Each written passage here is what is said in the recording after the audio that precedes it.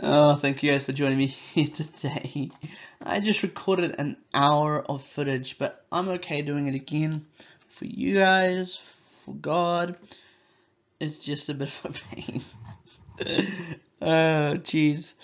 So, I just recorded an hour of my testimony. It's not going to take that long to say it this time, but here it is. So, when I was a young little tot, very little tot, like little tot, like straight out of the womb, I had a very big problem, a very big condition called Trilogy of Fellows, and this means I had too much muscle around my heart and a hole in my heart. Not a proverbial hole, a literal hole. And so at 7 months old, I had surgery to clear up the hole, open heart surgery, and God preserved my life through that. And then when I was about 3 years old, I had an electrocution. God preserved my life through that because of my condition. It just resetted my heart. If I was just a normal toddler with no conditions, I would have died on the spot, and there would have been nothing that anyone could say about it. So God preserved me through that. And when I was 11 years old, I was a little self-absorbed. Let me say that. And so I thought, God obviously doesn't love me. He had me have a heart condition. He had me electrocuted, and I didn't understand how many times he had saved my life. In this case, I told you already 2 times. He probably saved my life 100 more times, but I just haven't realized it. So when I was 11 years old, I was like, I don't like God anymore. I don't love him. He sucks. I hate him.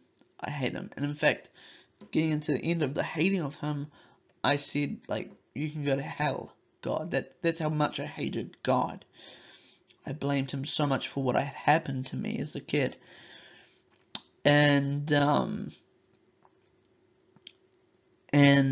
I was New Age from about 8 years old to about 14 years old. So that's a good 6 years. I was New Age. Because my mum was New Age, we were secret all around. I was never really atheist. I always believed in God. I just didn't believe in an all-loving or all-powerful God. I thought it was impossible to have both. Now I understand that we can have both, but I didn't at the time believe that. And anyway, so about 14 years old, this whole hating of God really starts to materialize in ways that were unhealthy. And it wasn't just I hate God, or I hate God, but it was really unhealthy. I mean, to the point where I had personal hatred. It wasn't just like, oh yeah, of course I hate God. He doesn't exist. I wanted him to die. I wanted him to go to hell. I didn't know how it was possible, but I wanted the worst things on the earth to happen to him. And I think it's important to note, this anger that I had for God really transpired in really bad ways. I disrespected my mum. Like, terribly disrespected her. I didn't respect her at all. I didn't respect my stepdad. I didn't respect anyone. Not to a high degree. And at the same time, I had we as a family had a flatmate, a boarder, who I thought was just using us, and it seemed like he was, and he might have been. I don't really care now, but it just seemed like he was using us, and I just got so mad at him. And this materialized in his dream. In this dream, you go, oh, well, what can a dream do? It showed me the darkest part of me. I dreamed that I took a brick, and I just kept repetitively smashing it across his head, which, by the way, was a good thing in retrospect, and that I will not explain it in this video, maybe in another story time, what I've noticed about that and why it has a good swing on it. But it wasn't good at the time, but the fact that I realized it before it even started to materialize physically was the way I could get a hang of it, and I really did. And I stopped getting angry as much, and this is when, but I was still angry at God. I still hated God with a vengeance, still wanted to go to hell. And so a Christian guy who became family for all, he always was, but he started to come over more. And he started to witness to my mum, and she'd be like, yeah, that's interesting, but, and I was like, I'm going to take him down. And so on September 27th,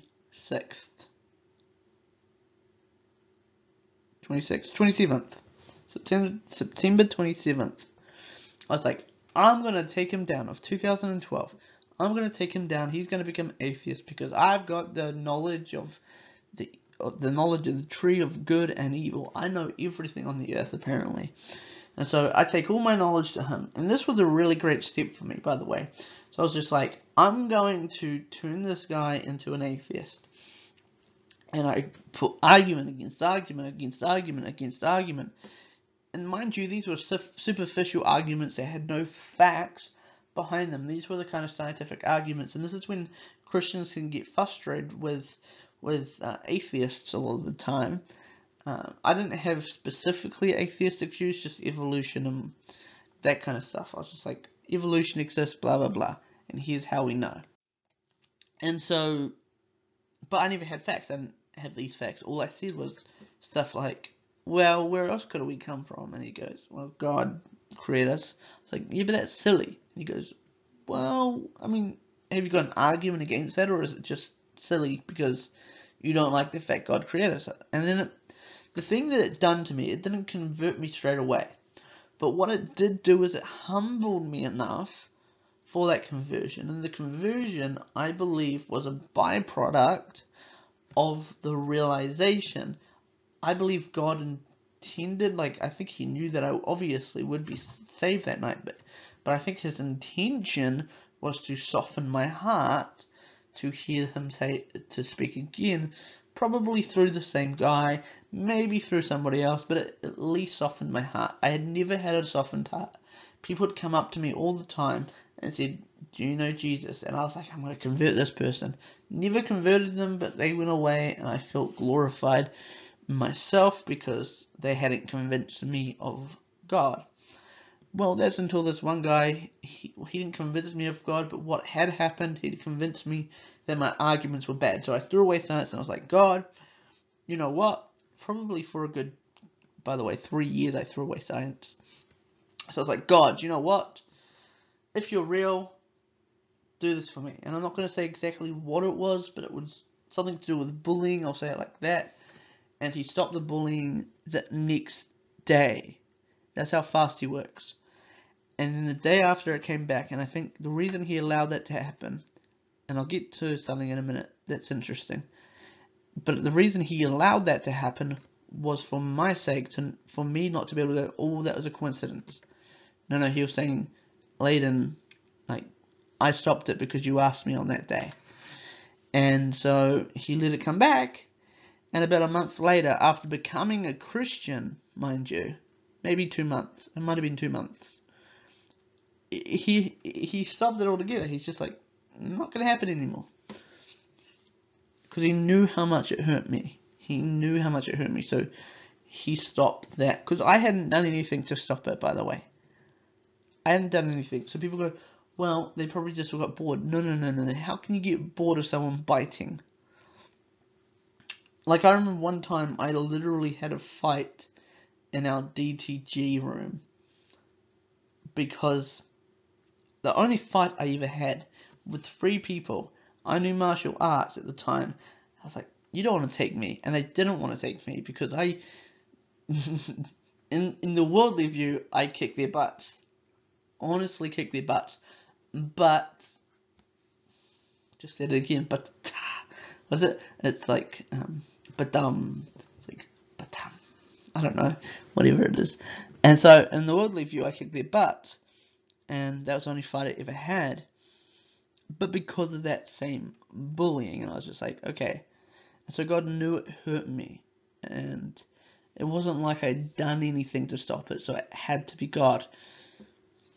I didn't get bored because I always bit. Like one time I physically bit, like I just said, and every other time I bit. Like who would get bored as a bully if somebody's biting? And so it's like saying you get bored of fishing when everything's biting around. No, you get bored of fishing after 2 or 3 hours of not having anything bite at your hook. But if you have something bite at your hook every 5 minutes or 2 minutes or whatever, then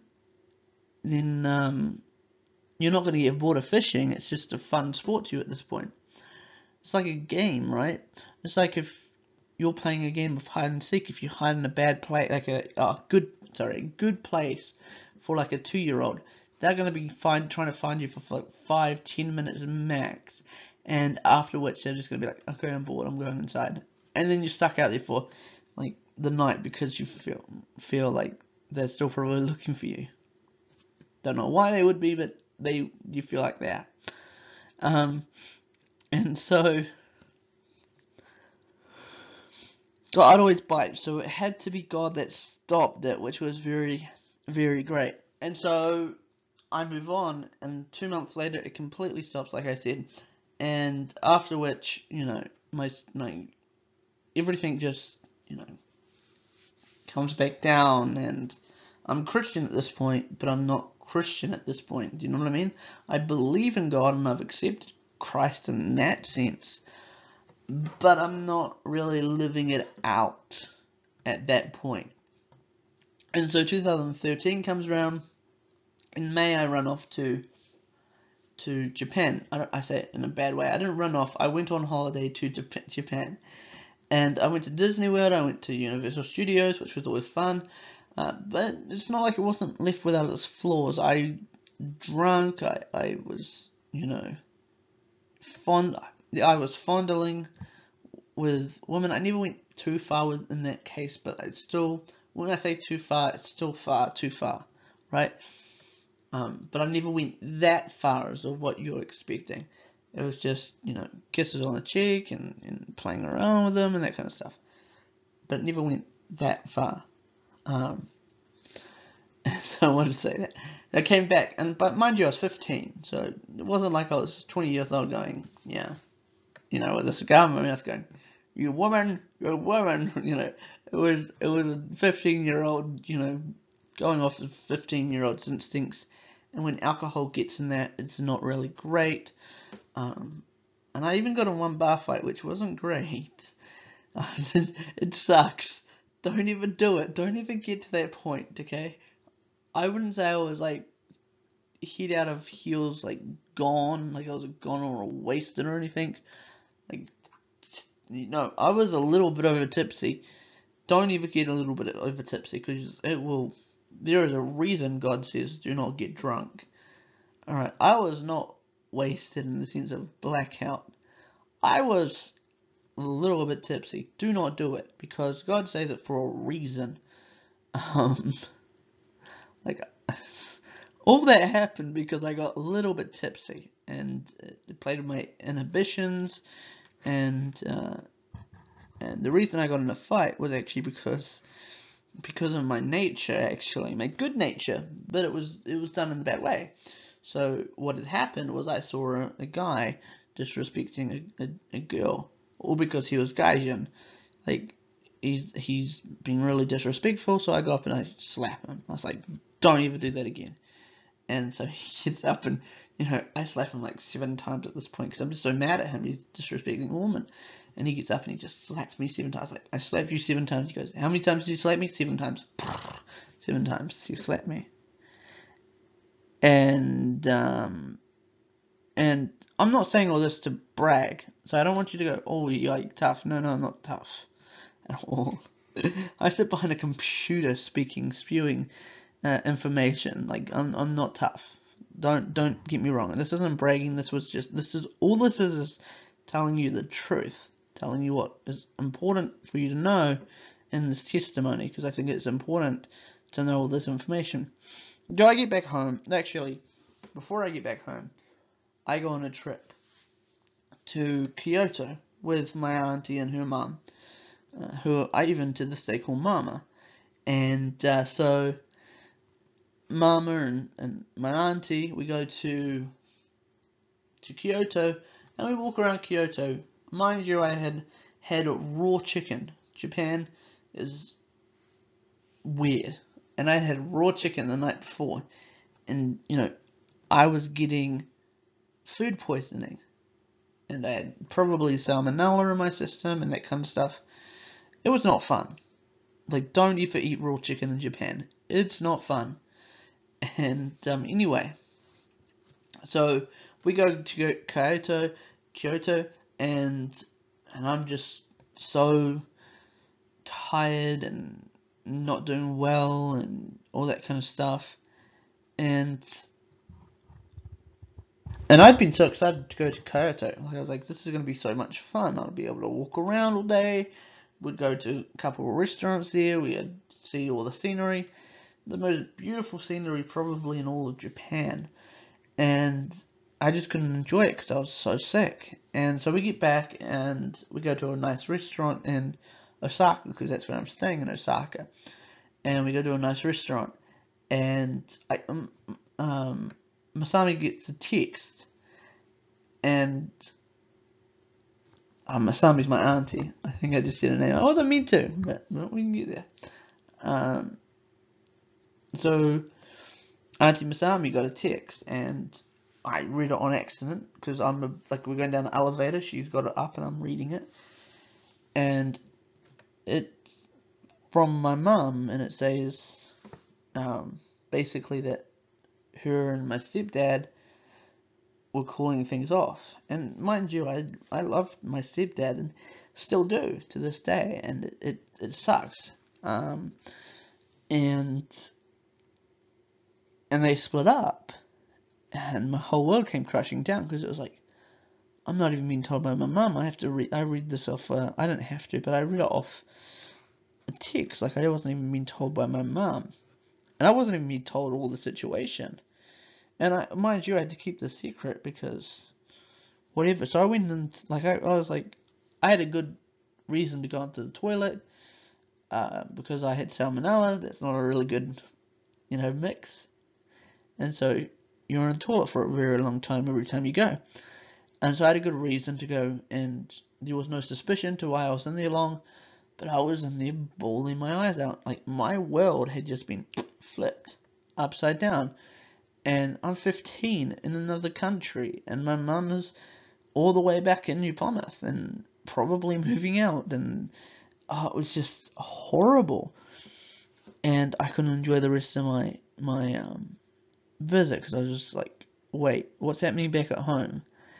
And so anyway, I get on a plane, come back home, find out that they're not, at this point, not breaking up. They're just having a break, just to clear their head, because a friend had died recently, and he was the best friend of my stepdad, and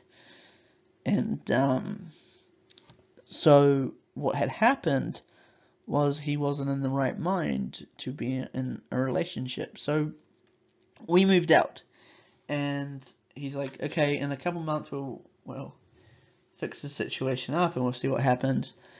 But too many people on his side of the aisle were getting involved. Apparently something even happened. That's not my story to tell. I'm just going to say they didn't end up getting back together, and still aren't to this day. And it's actually probably for the best, to be quite honest. It's not like they had a toxic relationship, but it wasn't, for me, it wasn't the best, especially becoming Christian. Because as I became a Christian, I should have said this earlier.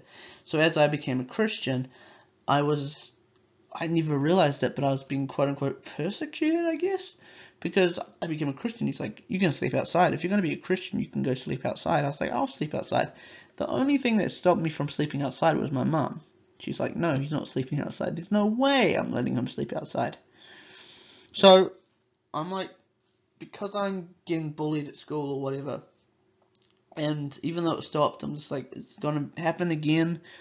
And because I'm getting bullied at home and all this kind of stuff, because of my faith, I'm like, I'm out. Like, I'm done. I have to find something. I'm going to go to Computer Power, which is in Auckland. And so I go to Computer Power, and I stay there for about 9 months. Just under 9 months. And so I go to Computer Power. Sorry. I'm just a little tired. So I go to Computer Power, and I study there for about 9 months. And as this is happening, I start getting signs of depression and all this kind of stuff. So it starts with isolation, which is the first thing that I noticed was I was getting isolated. So I was like, I can't be isolated, so I'm going to go out and make friends. So I went out and made friends. But never ever, I was physically unisolated, but mentally and emotionally, I was isolated. I wasn't seeing the family I should have been seeing, right? They didn't have time for me. At least that's what it seemed. And on their part, to be fair to them, it probably seemed like I didn't have time for them. There was a couple of times where they said, do you want to come around? And I said no, because I was just getting into study. And so I was getting really tired after study. Like, this was, probably 6 hours study a day. I went in at 12, finished at 6, went home. I didn't get home for about 7, had dinner, and it didn't help that I didn't know how to cook that well for myself. And so I was cooking literally pasta every night. I had pasta. There'd be some times where I got like a piece of toast because I was flatting, so I was buying my own food. And I was like, I'm going to go out and have a panini for lunch. And so I never had good food for dinner. It's like, I should have been getting the good food for myself rather than eating a panini every night. Every day for lunch. And so I'd get home so tired. I'd go to bed. I was meant to study for 2-3 hours a night. I wouldn't. I would literally go to bed, sit on my laptop, watch a movie, and doze out to that at about 2 o'clock in the morning. Wake up again at 11 o'clock. The day went on and started again. So I was isolated mentally, physically. I was isolated mentally and emotionally. And I was isolated spiritually as well. So at this point, isolation went into depression. And I was wholly depressed. I was like, I'm the only person who ever loves you. Literally, verbatim, I was basically spitting out exactly what Elijah was saying when he started getting depressed. Just kill me now. I wasn't suicidal at this point. I was just like, kill me now. I don't want to kill myself. I was just like, God, if you want to strike me down. I'll go to heaven for you. For you. Because that's what God wants. It's me to go to heaven at this time. Because he needs another angel or something. And at this time I'm watching, a preacher of the name of Perry Stone, but I'm still getting really isolated. And I literally watched this thing, this message where he was talking about isolation and not getting isolated. And I was like, yeah, I'll do that. And I never did. And I watched it like 5 or 6 times because I'll download it off YouTube just to watch it. So I don't think I'm a pirate because this is 1, it's free on YouTube. 2, I'm not selling it to anyone. I'm literally watching it on my laptop. And so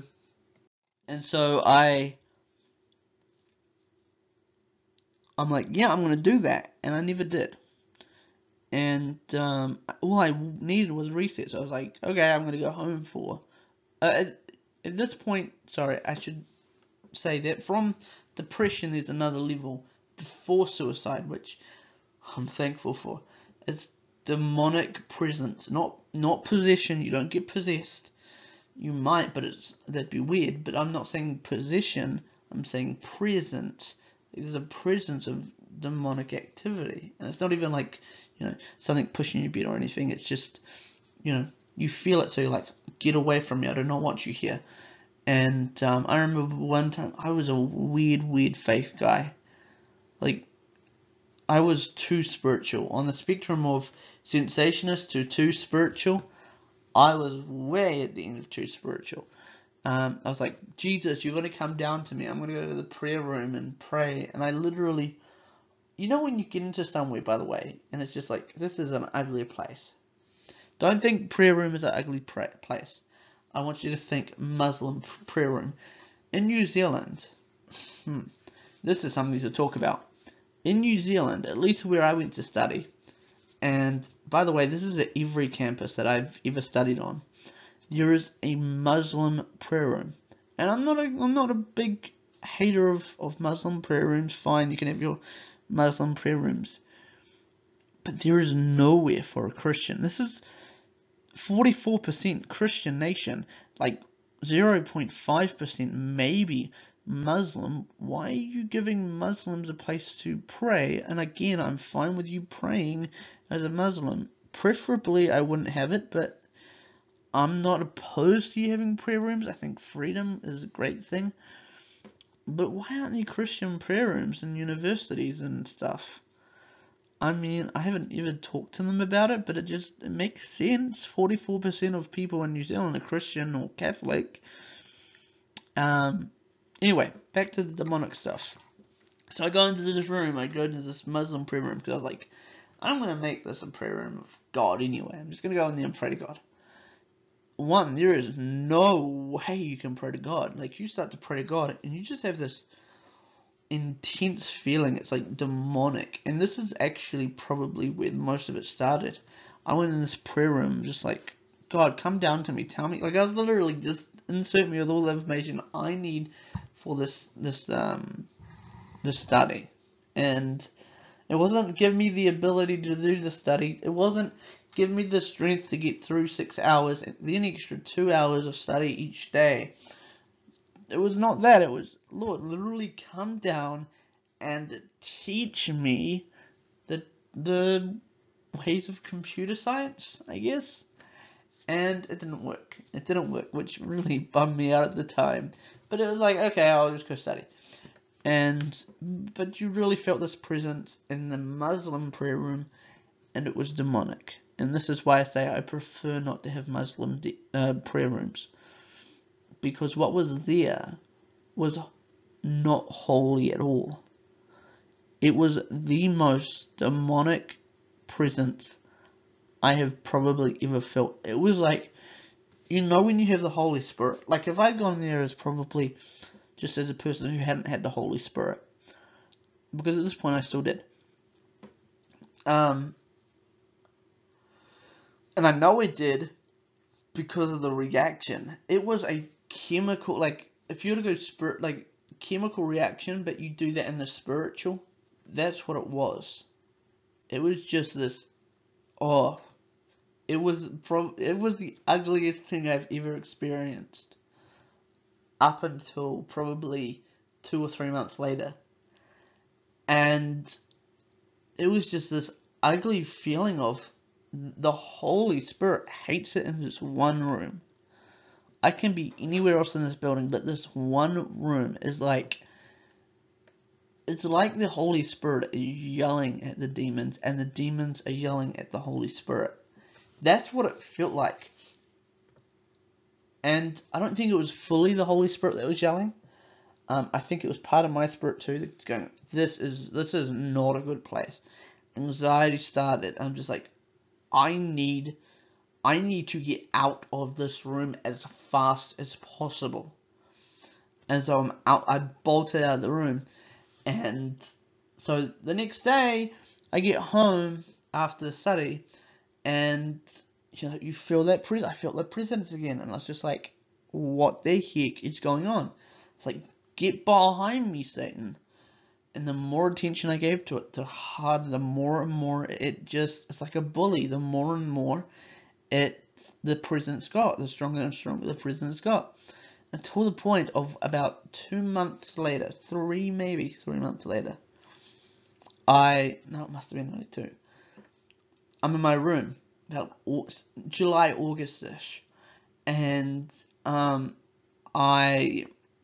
just sat there, and again, I'm just praying, Lord, please take away the devil. Like, the devil I know is in my presence right now, and every time in this house, it's like it's been attached. It's like I took it, and I've just left it in this house, because every time I'm in this house, I feel that same demonic spirit that I felt in that prayer room.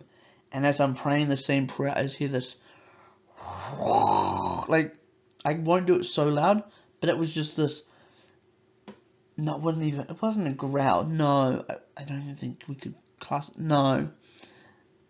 Going back in my memory, no, it wasn't even a growl, it was a yell, it was like a scream, like a blood-curdling scream. If you were to imagine somebody getting murdered right next to you, and they are screaming their lungs out for help, but it wasn't like a help being yelled, it was, I'm not going to do it here, but it was like a, ah, but like a really loud, I don't want to do it too loud, because it would kill your ears, especially on this microphone, but, yeah, it was that, but, let's say, a million times louder, right behind me, and I jump, and I get into bed, and I'm literally shaking, like, I'm shaking,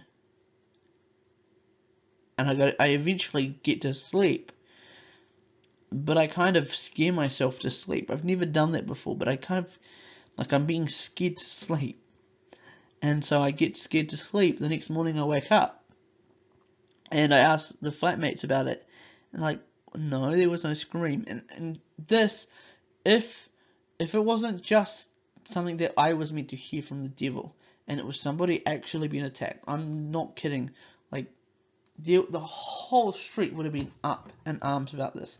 Not only would they be saying it again, everyone would have been outside looking for this, but I knew it was inside my room, and it was the loudest scream I've ever heard in my life, and it scared me so much, and even every time I talk about it, it still hits me emotionally, because it was probably the most, I've had so many scarring moments in my life, especially spiritual, and one really physical one, but I have not been scarred by anything in my life.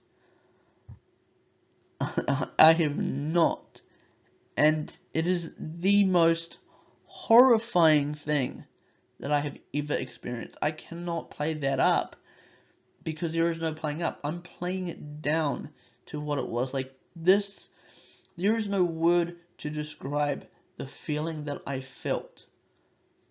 It wasn't fear, because it was much more than just fear.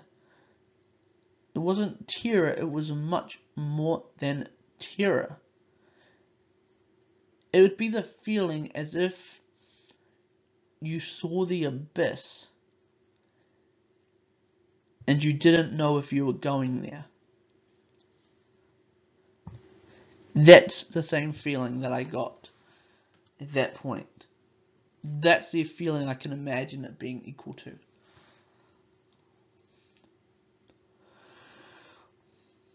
It was the most terrifying thing in my life. And so I get out of Dodge. Like, September comes around, I get out of Dodge for a week. I go home for a week. Nothing, I'm sweet as pie. Like, good as anything. Go back to finish up my study, because my study finishes about a month after that. And so I'm like, okay, we're going to finish up my study, and we're going to do good, and we're going to finish it up. And so I go back, and I get home, and no word of a lie, the first thing I feel is sickness. Like, I get back home, and an hour later I'm in bed getting served soup by my flatmates. That's how bad it was. That's how much of a reaction that I had to whatever was attached to that house. Whatever I had brought into that house, and whatever was attached to that house.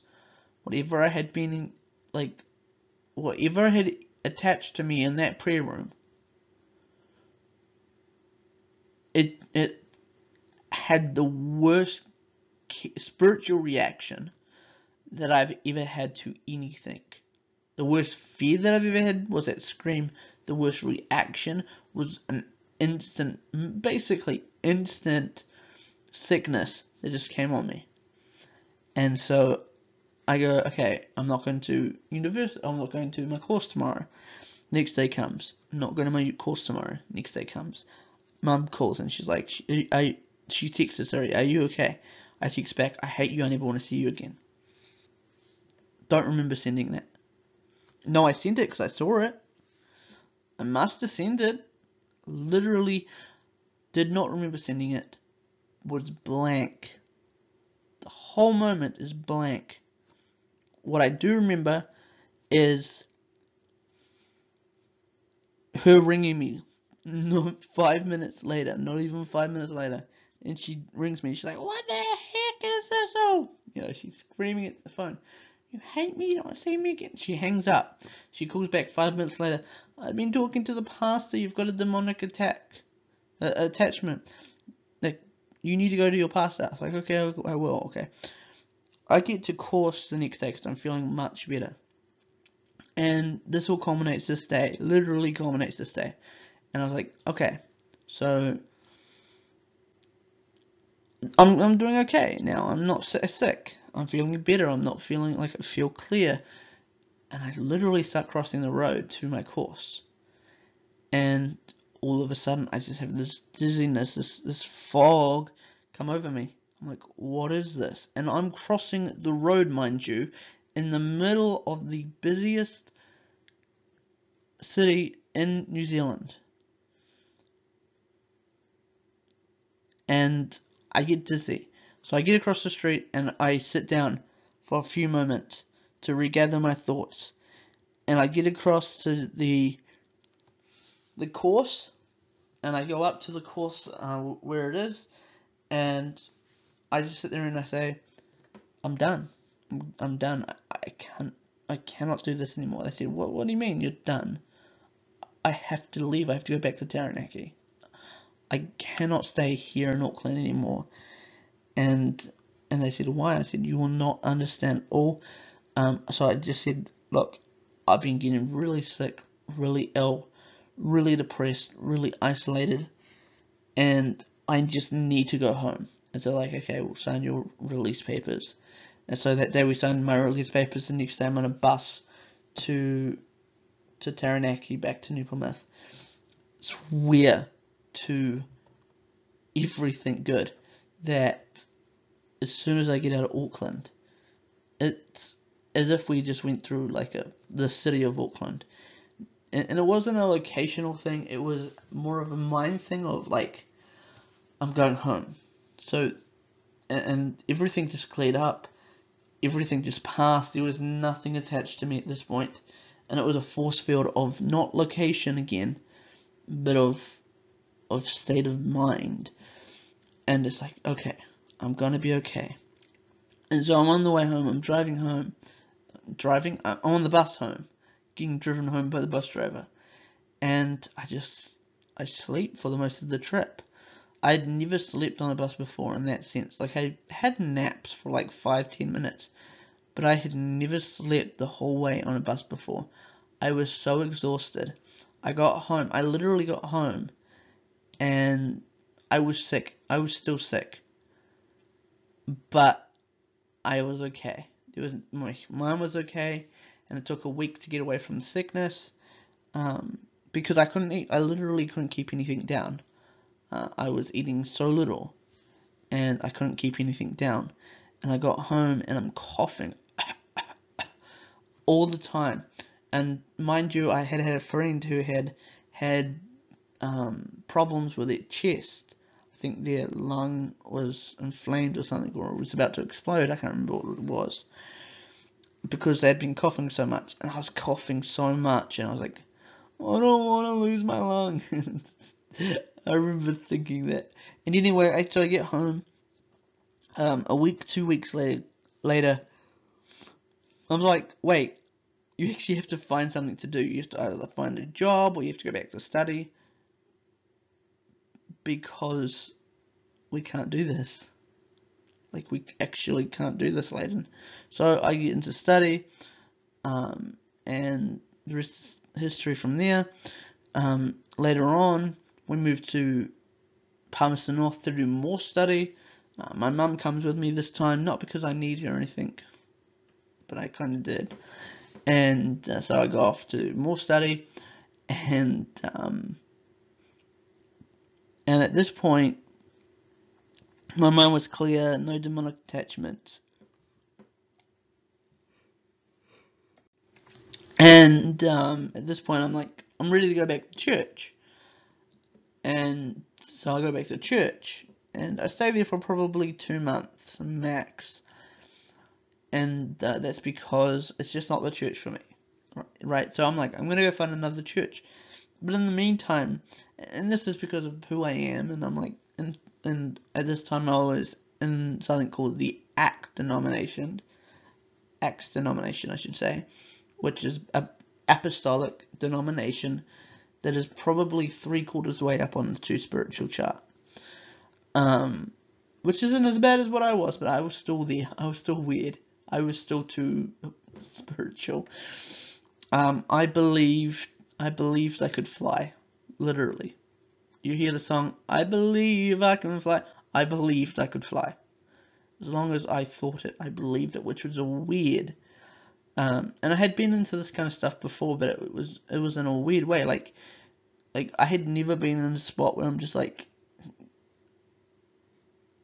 my hair is beautiful and it's a beautiful blue, and my hair turned blue. Like, that's what I believe would happen if I keep blessing my hair.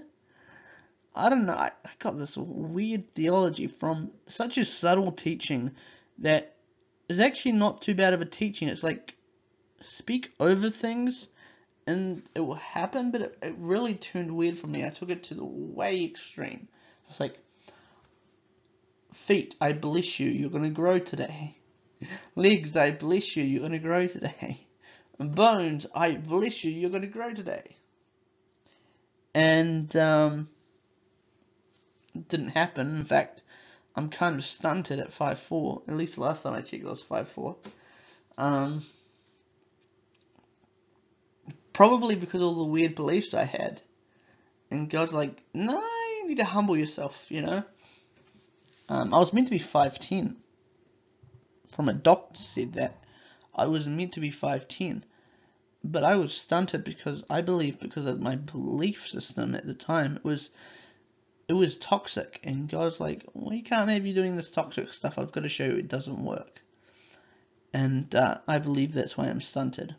And it's going to be a thorn on my side forever, because I don't think I'm going to grow too much taller.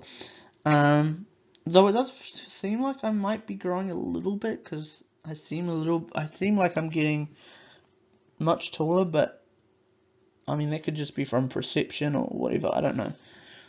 But now, like, I got into Calvary Chapel kind of teachings, and I can't get enough of them. If there was a Calvary Chapel here, I love you, my church. Everyone at my church. I don't want you to be offended by this. But if I could go to a Calvary Chapel here, if there was a Calvary Chapel if there was a Calvary Chapel in Stratford, I would go to it. 100% go to it. But I couldn't find one. I think there's one in Christchurch, one in Wellington, and 2 in Auckland, if I recall that right. There were only a few in New Zealand, and they seem to be growing a little bit, but not too much. If you want to build one here, though, that'd be great. But I do believe in Calvary Chapel, and I think it's a great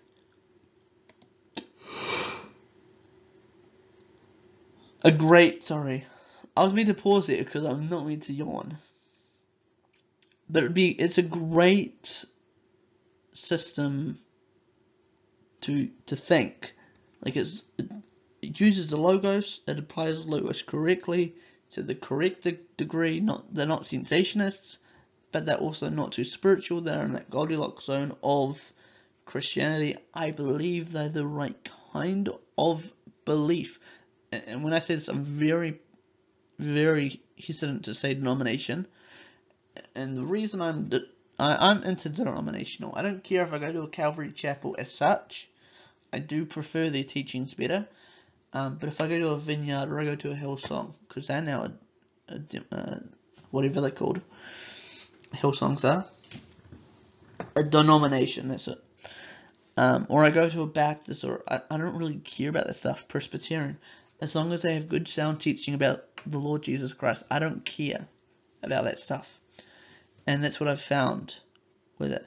But I couldn't find, my point is I couldn't find a church because I was in the Acts church and I couldn't find another Acts church around me. I was in a small town and I was like, okay, so I can't find one. And I had a great church, by the way, I should have gone to.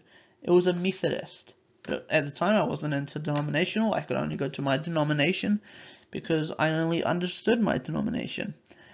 And I should have gone to the Methodist church, and in hindsight, I would have had I known this stuff. Anyway, so I don't go to that church. So the next time I go to church is about a year later. Maybe a year and a half later. In 2017. And I go to church, and again it's it's not even an Acts church, it's a Vineyard church, which is similar to Acts.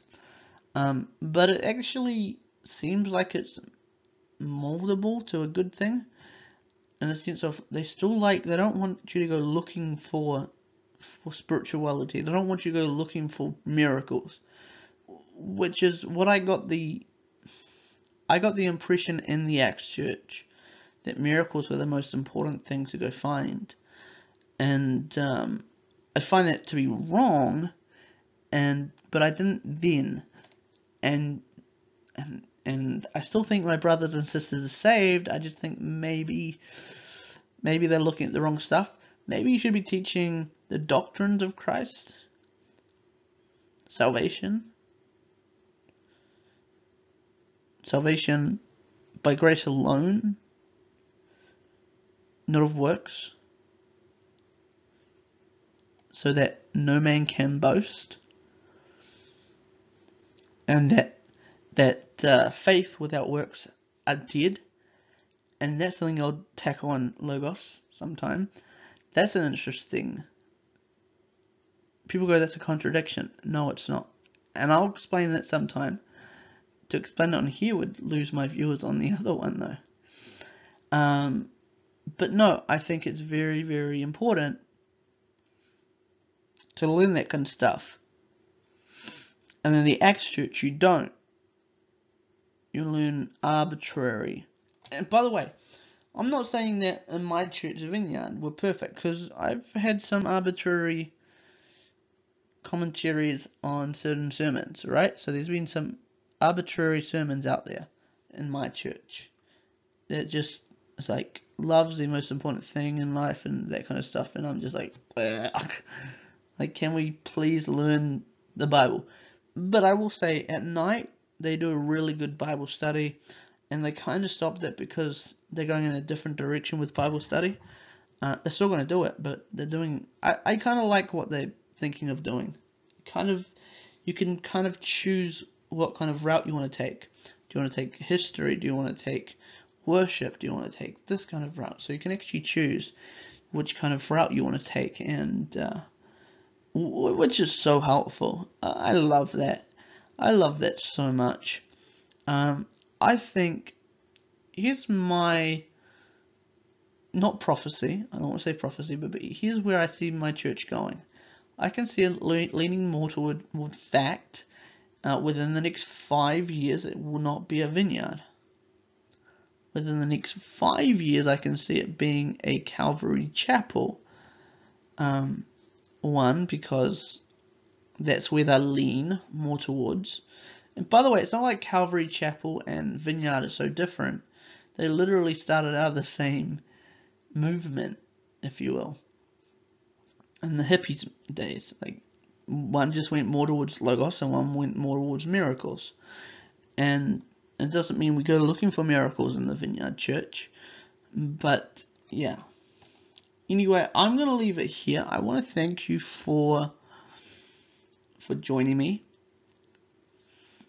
That has been my testimony. Please like this video, share this video with all your friends, because maybe your friends have had the same kind of New Age kind of outlooks and had the same kind of depression and the same kind of demonic attack, and they might need to hear this. And they may be going through it right now, and they may need to hear this. And if you know someone like that, please share it with them. because it's the most important thing they'll ever hear, is that there is a way out, and that is Jesus Christ. Believe unto Jesus Christ, and thou shalt be saved. Confess with thy mouth, and believe in thine heart. For with the mouth one confesses unto righteousness, and with the heart one believes unto salvation. Please remember that. Romans 10:9, I believe, to 10:10. Not 10:10, 10:10. Thank you for joining me. Please like, share, and subscribe. Click that notification bell to receive all my notifications from not just this show, Storytime, but also from Cozy Conversations with Late, which, by the way, has an interesting guest in the next couple of days. Wednesday will be when it comes out. And I will be announcing by the time this video comes out, it will be announced, probably. Maybe not, but it'll be close to being announced. And you can get all the new ones from Logos when it comes out. That one could be 6 to 8 weeks, but it will be out. And when it comes out, the series will be a good series. I would like to get 6 episodes done within the next 8 to 10 weeks, and scheduled to come out, because that's very important to me. Anyway, thank you for joining me. Like, share, and subscribe. I'll see you next time. But until then, stay safe. And stay safe. And as always, Amen.